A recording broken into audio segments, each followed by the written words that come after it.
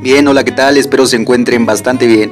En esta ocasión vamos a hablar de un tema bastante importante, pero también bastante llamativo. Vamos a hablar acerca de cómo surgieron las leyes y normas. Específicamente vamos a hablar de qué es el derecho romano. Como tal, el derecho romano son las normas y leyes jurídicas que fueron aplicadas a los ciudadanos desde la fundación de Roma en el año 753 a.C. hasta mediados del siglo VI después de Cristo, cuando el emperador Justiniano I reunió todas las compilaciones jurídicas previas en un solo ordenamiento jurídico, llamado Corpus Iuris Civilis. Es así que el derecho romano se dividía en dos tipos. Teníamos como número uno el derecho privado, que son las leyes que regulan las transacciones comerciales, y el derecho público, que se refiere a todas las leyes creadas para proteger a los ciudadanos.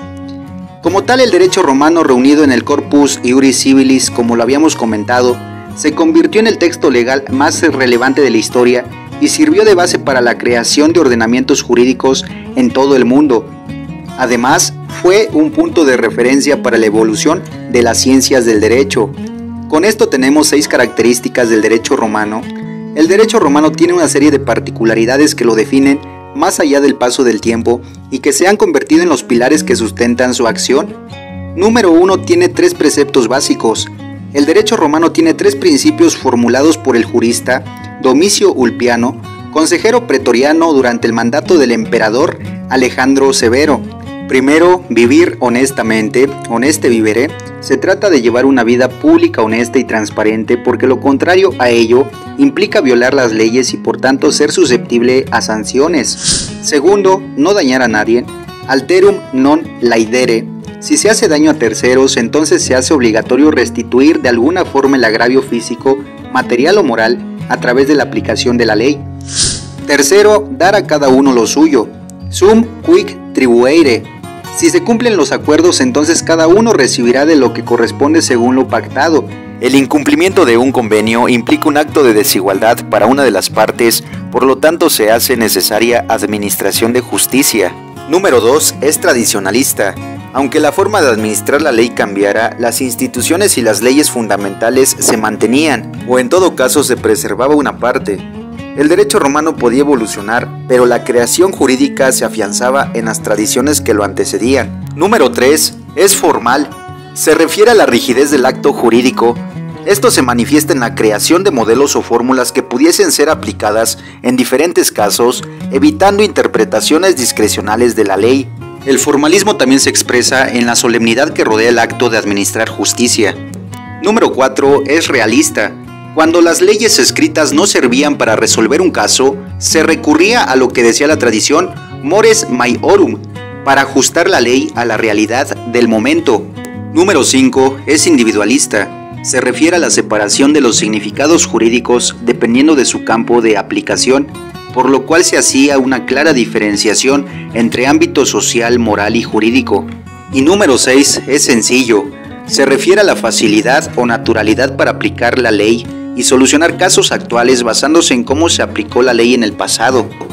Con esto pasamos a una pregunta bastante importante, y es ¿cuáles son las fuentes del derecho romano? Las fuentes del derecho se refieren a los orígenes del saber jurídico.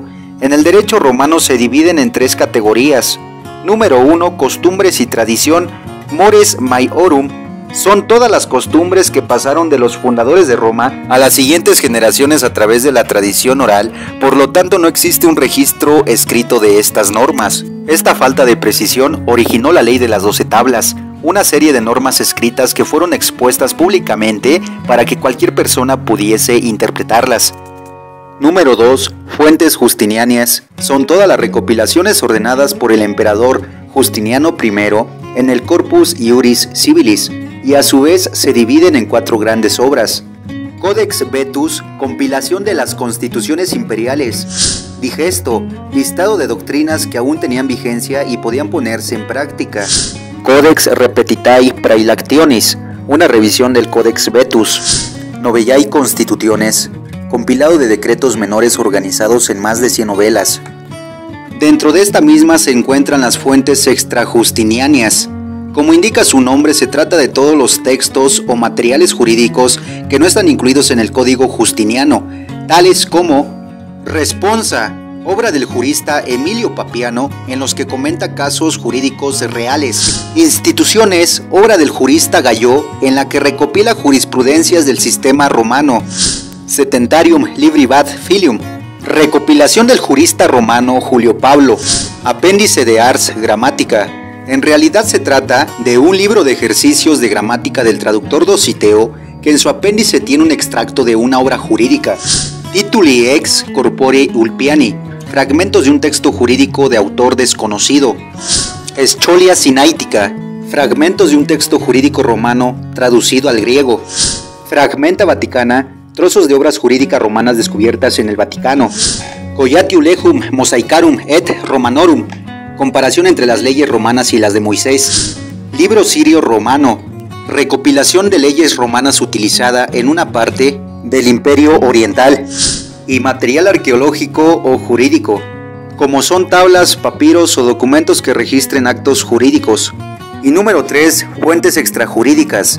Se refiere a todo registro escrito en las prácticas jurídicas romanas, como son los testimonios de historiadores antiguos, escritores, filósofos, oradores y toda obra que pueda ser considerada una fuente del conocimiento jurídico. Un ejemplo de una obra extrajurídica es la obra Historia Augusta, una recopilación de la vida y obra de los emperadores romanos que gobernaron entre los años 117 y 284 después de Cristo. Esta obra fue escrita por al menos 6 historiadores en diferentes épocas. Ahora bien, vamos a hablar de cuáles son los periodos del derecho romano. Según la manera en la que se interpretaban las leyes y se administraba la justicia, se identifican 3 periodos del derecho romano. Número 1, periodo arcaico, del 754 a.C. al 450 a.C. Esta es la etapa que corresponde a la fundación de Roma, cuando las leyes eran costumbres y tradiciones orales llamadas costumbres de los ancestros, mores maiorum. Estas leyes no escritas eran administradas por los pontífices y contemplaban 5 derechos esenciales para los ciudadanos romanos, que son los siguientes: derecho al matrimonio civil, ius connubi; derecho al voto, ius suffragi; derecho al comercio, ius commerci; y derecho al desempeño de cargos públicos, ius honorum. Continuamos con la ley de las 12 tablas. En ese mismo periodo se hizo necesario tener leyes escritas, lo que impulsó la creación de la ley de las 12 tablas, que se convirtió en el primer texto jurídico de los romanos. La ley de las 12 tablas debe su nombre a las tablas de madera y bronce donde fueron escritas. Fueron expuestas al público como una manera de evitar interpretaciones subjetivas de la ley. Por ello, a las 12 tablas también se les llamó Ley de Igualdad Romana, y fueron el primer ordenamiento jurídico escrito de los romanos. Es así que continúa el periodo preclásico, que fue del 450 a.C. al 130 a.C. En esta etapa la administración de la justicia ya no le corresponde solo a los pontífices, sino al pretor, la figura de mayor autoridad después del cónsul, el magistrado de mayor importancia de la época. Los pretores archivaban sus pronunciamientos legales en unos documentos llamados edictos. Los edictos podían ser editados, abolidos o ampliados por el propio pretor o por su sucesor. Es así que continuamos con el ius civile y el ius gentium. En Roma existían 2 pretores, el encargado de los asuntos de los ciudadanos romanos y otro encargado de los peregrinos, personas que no eran ciudadanas de Roma. La mayoría de los asuntos legales involucraban a peregrinos, así que se hizo necesaria una ley que incluyera a estos y a los ciudadanos romanos. Así surgió el derecho de gentes, ius gentium, un complemento de la ley de los ciudadanos romanos, ius civile. Por eso en esta época también surgió la creación de la figura del jurisprudente. En este periodo se reconoce a quienes se han dedicado al estudio del derecho como jurisprudentes y se les considera poseedores de un saber reconocido socialmente. Los jurisprudentes no interpretan ni administran la ley, solo la estudian y transmiten su conocimiento a sus discípulos. Número 2. Periodo clásico, del 130 a.C. al 230 después de Cristo. Esta etapa se caracterizó por la aplicación de la ley de proceso formulario Lex Aebutias, un nuevo sistema legal basado en fórmulas. Las partes esenciales de la fórmula eran designatio, designación de juez, demonstratio, demostración de hechos a través del relato, intentio, el accionante, la persona que demanda justicia, expresa qué pretende conseguir. Condemnatio, según lo expresado en la intentio, el juez decide si condena o absuelve. La finalidad de la ley de proceso formulario era sistematizar la administración de justicia para disminuir las posibilidades de interpretación injusta. En esta etapa surgió la creación de la figura del jurista. En Roma los gobernadores provinciales podían crear sus propias leyes. Con el paso del tiempo la situación se volvió caótica, ya que existían leyes que se contradecían entre sí. Para contrarrestar la situación, se crea la figura del jurista, cuya función era sistematizar y simplificar las leyes de tal forma que pudiesen ser aplicadas de forma general en casos futuros. Y número 3, periodo posclásico, del 230 después de Cristo al 527 después de Cristo. Esta época está caracterizada por un control absoluto del emperador en todas las esferas del poder, incluyendo las leyes. Esto se tradujo en una invisibilización de la ciencia de derecho, ya que se aplicaron de justicia hacia otro poder y viceversa, con las desigualdades que esto implicaba. Algo muy importante que estaba en esta época eran las constituciones imperiales. Los emperadores dictaban las leyes a través de las llamadas constituciones imperiales, que se podían promulgar de 4 formas. Edicto, normas sobre cuestiones generales que posteriormente alcanzarían rango de leyes. Mandato, instrucciones del emperador para los gobernadores. Decreto, sentencias dictadas por el emperador al finalizar un juicio. Recripto, respuestas del emperador sobre cuestiones relativas al derecho. Es por eso que con todo lo ya antes mencionado, el legado del derecho romano en las legislaciones contemporáneas puede verse en 3 grandes sistemas jurídicos. Número 1, el derecho continental. Son las leyes aplicadas en los países europeos o en territorios colonizados por estos. El derecho continental tiene una fuerte base de derecho romano y sus normas están sistematizadas en códigos legales y son aplicadas por los tribunales. Número 2, el common law o derecho anglosajón. Este fue el sistema jurídico creado en la Inglaterra medieval a partir de los aportes dejados por el derecho romano. Hoy en día el common law se aplica en los países anglosajones y en Hong Kong como parte de la herencia británica dejada durante el periodo de la colonización inglesa. En el derecho anglosajón, la ley se expresa a través de sentencias judiciales que en caso de ambigüedad deben de ser aclaradas por los tribunales. Y número 3, el derecho canónico. Durante el siglo XI, la Iglesia Católica sufrió grandes transformaciones durante la Reforma Gregoriana impulsada por el Papa Gregorio VII.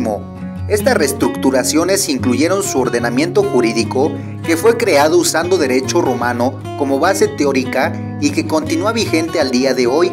Las leyes de derecho canónico son interpretadas por una comisión pontífica permanente, una figura creada por Benedicto XV en 1917. Culminamos haciendo mención de la importancia del derecho romano en la actualidad.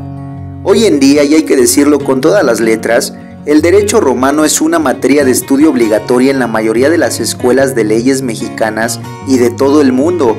El derecho romano creó un sistema jurídico ordenado y adoptó conceptos esenciales en la legislación actual, tales como jurista o jurisconsulto, iuris consultus.